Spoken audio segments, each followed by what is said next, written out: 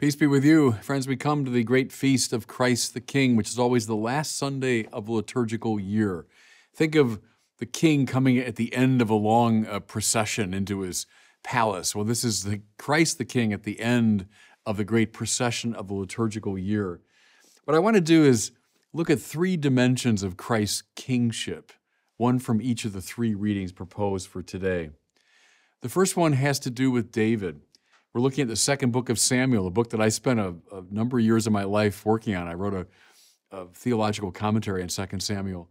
And we have a reference here to the time when David became king of all the tribes. So he was involved in a great civil war with the followers of Saul for a long time. David consolidated his power in the southern part of the Holy Land. But then finally the tribes from the north came to him. And here's what they said.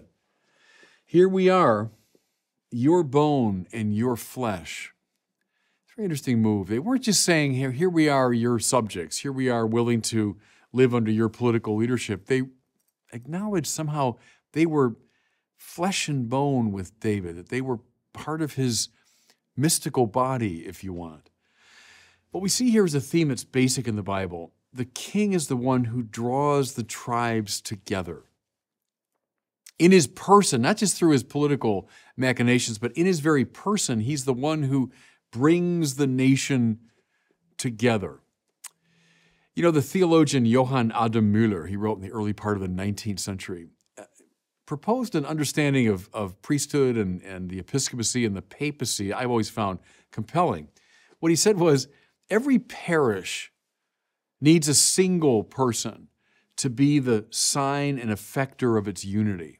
That's why every parish needs a pastor, and not just a pastoral team, or not just 3 or 4 that work together, but one figure who symbolizes and brings about the unity of the parish. It's also, he said, why every diocese needs a bishop, not a team of bishops, not a committee, but needs one person who in this mystical way can draw together. He sums up the unity of the whole diocese. And Müller was writing at a time when there was a lot of controversy between Catholics and Protestants about the papacy. Why should there be this, one great monarchical ruler? So that was sort of the Protestant objection. Müller's answer was, same principle.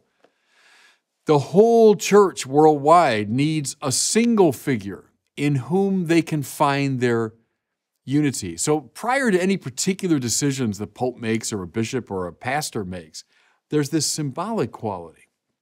David had it. We recognize, they said, you're bone of our bone, flesh of our flesh. In you, we find our unity. Okay, now apply this, everybody, to Christ. Who is he? He's the one in whom the whole world finds its unity. When the Son of Man is lifted up on the cross, he will draw all people to himself.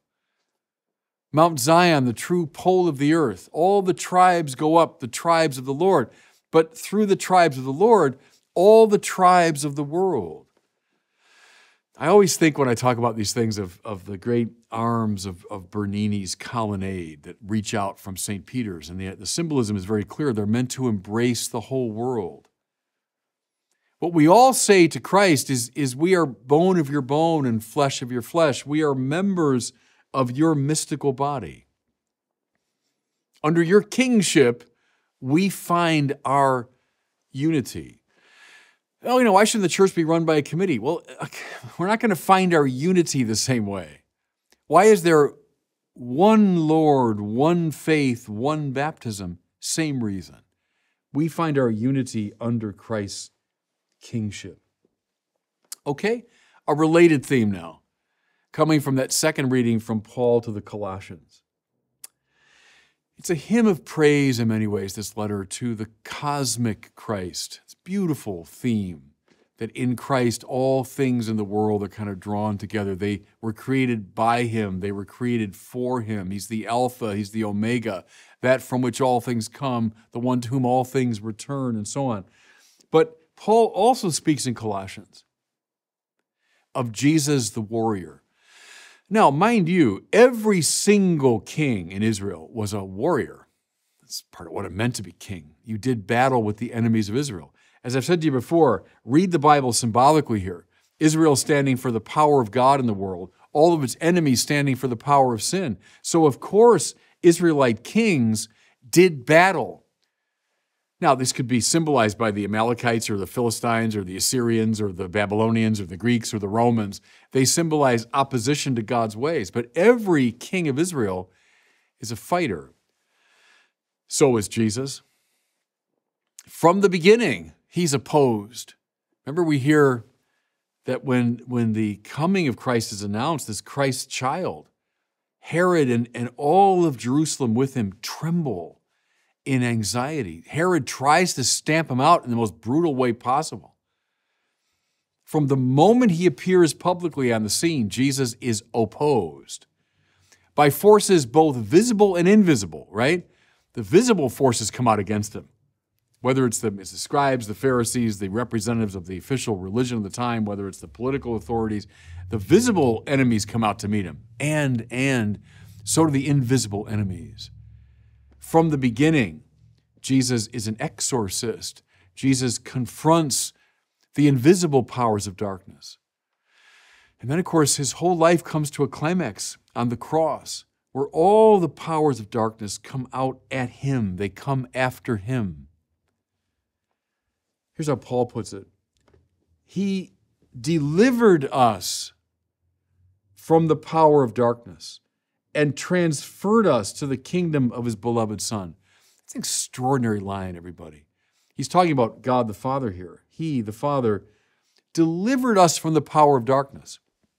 That's all of us sinners, caught in our personal sin, but also in the sort of systemic sin.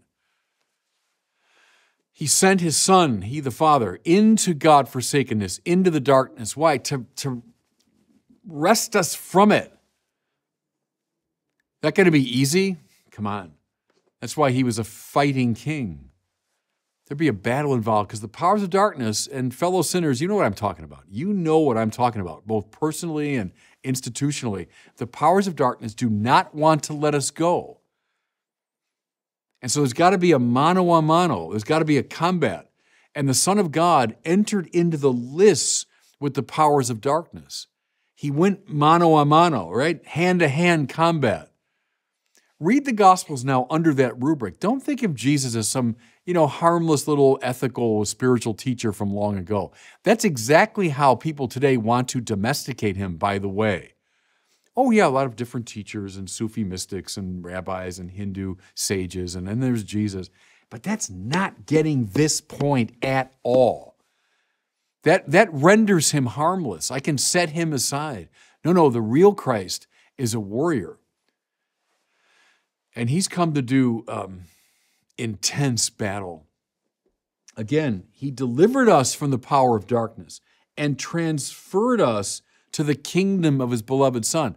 You see, this king did battle with the king of the fallen world, wrested us from his grip, and brought us into his kingdom. You want to understand the church, by the way, up and down the ages, continuing exactly that work. Why did Jesus say, by the way, to Peter, you're Peter, upon this rock I'll build my church, and the gates of hell will not prevail against it? That doesn't mean hell's going to come after us and we're going to be able to withstand it. No, it's the opposite. It's the opposite. The gates, that's where you'd attack an enemy city. It was the weakest point. What he's saying is the gates of hell will not prevail against us. We're on the march. See, we're now the army gathered under the banner of Christ the King, and we continue to do battle with these powers, continuing to wrest people from their grip. Seminarians, priests, listen to me. That's our job. That's our job, is to enter into this struggle under the kingship of Christ. Okay, on purpose, I'm using some pretty harsh language there. Strong, warrior, battle. But now look at the gospel, and we see how really wonderfully strange this whole thing is. What do we find? Well, sounds like you're describing, Bishop, a Davidic warrior who's going to be taking out sword, or adjust the metaphor, taking out machine gun and tanks and bazookas, and is going to go after the powers of darkness. How does the Davidic king fight? He's mounted up on a Roman cross. The worst, most painful, most humiliating way to die. The clearest sign possible that you are not the Messiah of Israel, that you put to death at the hands of Israel's enemies. It looks for all the world like the powers of darkness just won. Maybe this guy put up a good show for a while, but at the end of the day, the powers of darkness did him in. That's what it looked like for all the world.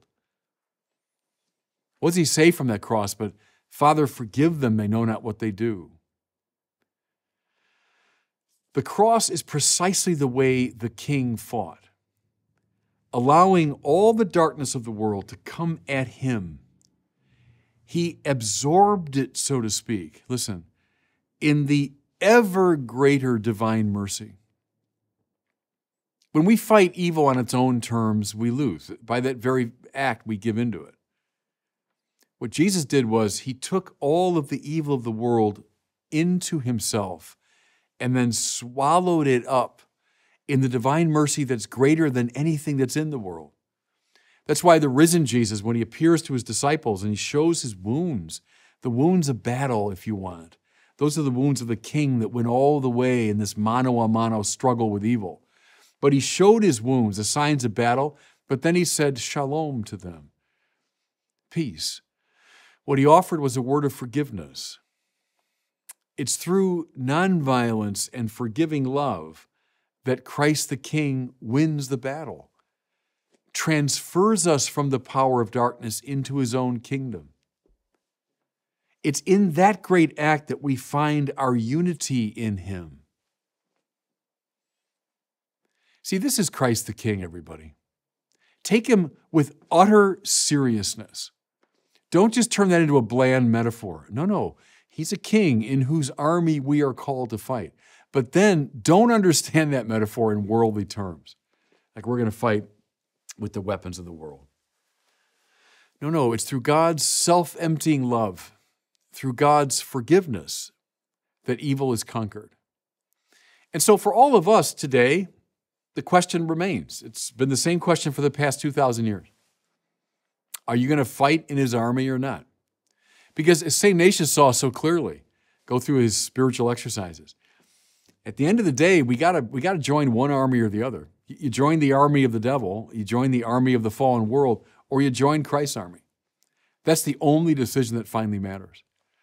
So on this solemnity, on this great feast of Christ the King, let's acknowledge him, the one in whom we find our unity, the one who fought the good fight all the way down, precisely through nonviolent and forgiving love. You going to join his army or not? And God bless you.